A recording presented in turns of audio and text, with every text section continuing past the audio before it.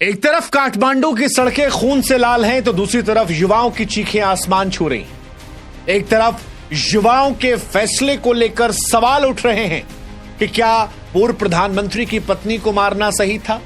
ये सवाल उठ रहे हैं कि मंत्रियों को नंगा कर मारना सही था, संसद भवन, राष्ट्रपति भवन, प्रधानमंत्री आवास को जलाना सही था। तो दूसरी तरफ उनकी वीर गाथाएं सुनाई जा रही है। ये कहा जा रहा है कि इतिहास की ये पहली क्रांति है जहां बिना किसी नेता के जेनजी ने सत्ता को हटा कर रख दिया।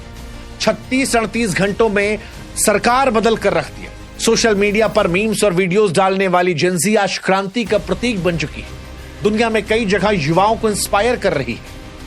वो सरकार जो सोशल मीडिया को बैन करके इन्हें कमजोर कर रही थी, जेनजी उसे सत्ता से ही उखाड़ फेंकती है। 38 घंटों के अंदर प्रधानमंत्री कुर्सी गर्त में समा जाती है। लेकिन सवाल यह है कि वो आंदोलन जो शांतिपूर्ण तरीके से शुरू हुआ था, वो कैसे असाधारण विद्रोह में तब्दील हो गया? क्या वजह रही?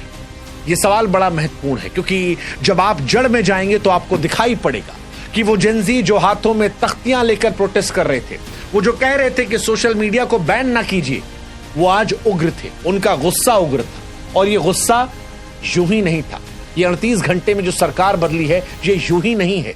इसमें भ्रष्टाचार भी है, बेरोजगारी भी है, भाई भतीजावाद भी है, जेनजी की खूनी जंग भी है।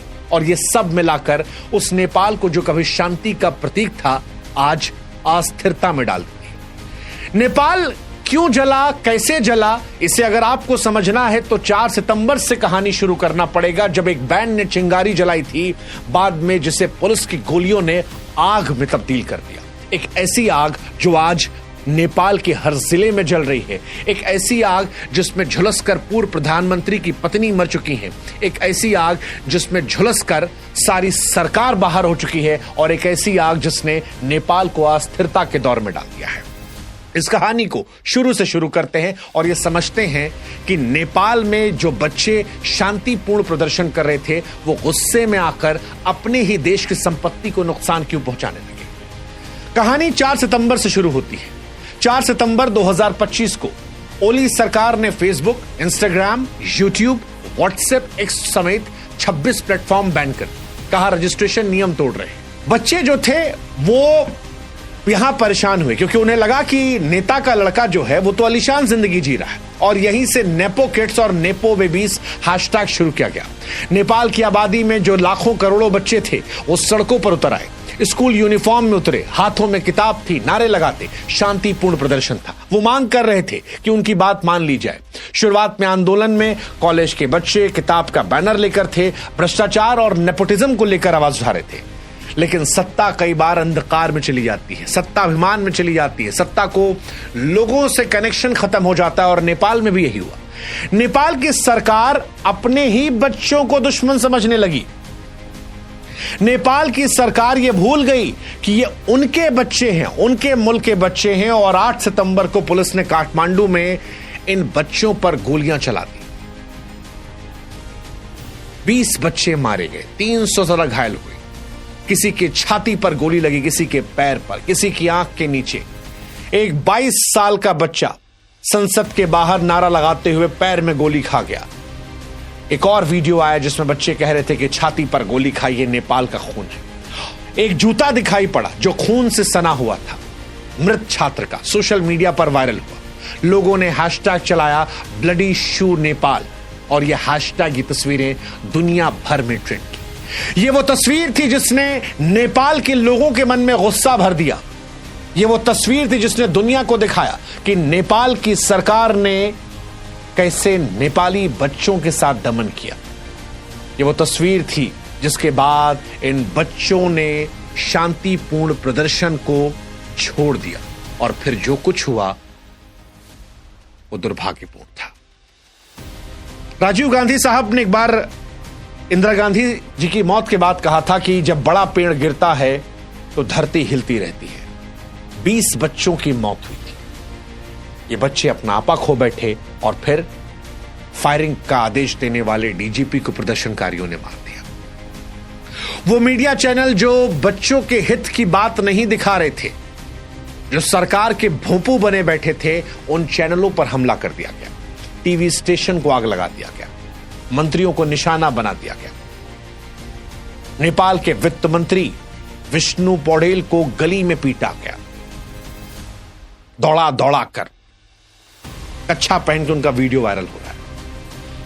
नेपाल के ऊर्जा मंत्री दीपक खड़का के घर से लाखों रुपए हवा में उड़ा दिए गए।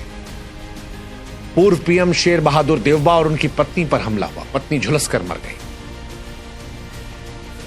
शांतिपूर्ण प्रदर्शन जो था वो खूनी क्रांति में तब्दील हो गया। हालांकि यह सब रुक सकता था अगर नेपाल के प्रधानमंत्री अपनी कुर्सी से मुंह छोड़ देते, क्योंकि सबको पता था कि जब बच्चों पर गोलियां चली तब प्रदर्शन उग्र हो गया था। नेपाल के प्रधानमंत्री चाहते तो आज ये घटनाएं रुक सकती थी, क्योंकि नेपाल जब जल रहा था तब भी ओली कुर्सी का मुंह पकड़े बैठे थे, कुर्सी नहीं छोड़ रहे थे। 20 मौत के बाद भी जिद थी। इस्तीफे से पहले सेना से सुरक्षा मांगी, हालांकि फिर सेना ने कहा कि पहले कुर्सी छोड़ो। ओली के घर पर हमला हुआ तो वो तो हेलीकॉप्टर से भाग गए, शायद दुबई भाग गए। उनका सियासी सफर 14 साल की उम्र से शुरू हुआ था। कभी राजशाही के खिलाफ आंदोलन, कम्युनिस्ट पार्टी, जेल जाना, 10 साल में 4 बार प्रधानमंत्री, हालांकि कार्यकाल कभी पूरा नहीं कर पाए। चीन के करीबी आधा दर्जन मंत्री का भी इस्तीफा हुआ, लेकिन इन सब के बीच में नेपाल जलता रहा। और नेपाल जला क्यों? क्योंकि वो गोली मारी गई थी। वो बच्चे जो हाथों में किताब तख्ती लेकर थे, उन्हें गोली मारी गई थी। बच्चे कहते रहे कि गोली पैर में लग सकती थी, अगर मारना ही था। दूसरे तरीके अपनाए जा सकते थे, पानी की बौछार का इस्तेमाल था, लेकिन बच्चों को मारने कदम नेपाल ने उठाया। फिर बच्चों ने नेपाल को तबाह कर दिया। 13 एकड़ का राष्ट्रपति भवन कब्जे में लिया गया, सुरक्षा बलों से हथियार छीन लिए गए, घर फूंक दिया गया। पीएम हाउस जो था, ओली का घर, संसद, सब आग के हवाले कर दिया गया। सुप्रीम कोर्ट आग के हवाले कर दिया गया। एयरपोर्ट बंद है, ट्रांसपोर्ट ठप है, कर्फ्यू लगा है। ये कहा जा रहा है कि आर्थिक नुकसान जो है अरबों में है, लेकिन इन सबसे ऊपर ये सब तो दोबारा भी ठीक हो जाएगा। वो 20 निर्दोष जिंदगियां कहां से आई? अस्पताल घायलों से भरे हैं, पर्यटन व्यवस्था ठप है, और युवा कह रहे हैं ये सत्ता को बदलने की कीमत है। हालांकि गोली के साथ साथ कहानी और भी आती है, भाई भतीजावाद की, नेपो किड्स की। नेपाल में बीते कई समय चल रहा है कि नेपाल में नेताओं के बच्चे मौज काट रहे हैं। सोशल मीडिया पर दिखाई पड़ता है, प्राइवेट जेट में घूमते हैं, विदेशी कारों में चलते हैं, महंगे वेकेशन जाते हैं। नेपो किड, नेपो बेबी, ये लगातार ट्रेंड हो रहे थे। 20 अमीरों के पास संपत्तियां हैं, 56%। युवा चिल्लाए कि हमारे टैक्स पर ये मौज काटते हैं, और यहीं से कहानी पलट गई। भ्रष्टाचार जो था उसमें आग में घी का काम कर गया। ट्रांसपेरेंसी थी नहीं। नेपाल जो है वो दक्षिण एशिया का सबसे भ्रष्ट देश है। 2021 में बंधु घोटाला 54,600 करोड़, 2023 में ओरिएंटल कोऑपरेटिव घोटाला 13,600 करोड़, 24 में कोऑपरेटिव घोटाला 69,600 करोड़। ओली पर भी चीनी डील से कमाई करने का आरोप लगा, और युवाओं ने यही कहा, बहुत हुआ सम्मान। बेरोजगार युवा जो थे वो सड़कों पर थे, और बेरोजगारी भी एक बड़ी वजह थी। लगातार यहां से पलायन जो है एक बहुत बड़ी समस्या है, और उस पलायन के बीच में जब आपने सोशल मीडिया बैन किया तो प्रदर्शन सड़कों पर उतरा, और उसके बाद जब आपने गोलियां चला दी तब वो दमन की पराकाष्ठा को पार कर गया। इसलिए आज जब आपको नेपाल की तस्वीरें देखकर गुस्सा आ रहा है कि वहां पर मंत्रियों को दौड़ाकर पीटा क्यों गया, कई घटनाएं ऐसी हुई जो बड़ी दुर्भाग्यपूर्ण है। हिंसा, नेपाल के बच्चों को भी समझना पड़ेगा कि किसी चीज का समाधान नहीं है, लेकिन फिर आपको यह भी देखना पड़ेगा कि 20 बच्चों को मार दिया गया। 20 बच्चों को, मासूम बच्चे, 18 से 28 साल के बच्चे, वो बच्चे जो नेपाल का भविष्य थे। और इसीलिए क्रांति अचानक नहीं फूटी। भाई भतीजावाद, भ्रष्टाचार, बेरोजगारी, सोशल मीडिया बैन, और फिर खून से लथपथ सड़कें, खून से सना जूता, नेपाल की जो हकीकत को दिखा रहा था, वहां से इन घटनाओं ने सत्ता को हिलाया। हालांकि कीमत अभी भी भारी है। 20 जिंदगियों का नुकसान है, अरबों का नुकसान है। नेपाल का अनिश्चित भविष्य है। सेना कंट्रोल में ले चुकी है, लेकिन हिंसा थमी नहीं है। सवाल यह कि क्या नेपाल कोई क्रांति नई सुबह देगी या अराजकता में डुबो देगी? दुनिया देख रही है, जेन ज़ी कह रहे हैं हमारा समय आया, लेकिन सवाल यही है कि अभी नेपाल कितना और सहेगा, कितनी और जिंदगियां चुकानी पड़ेगी।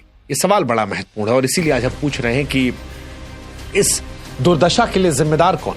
वो जेन ज़ी जिन्होंने सत्ता उखाड़ फेंकी, या वो नेता? और सबसे बड़ा सवाल, नेपाल का यहां से भविष्य क्या? सोचिएगा।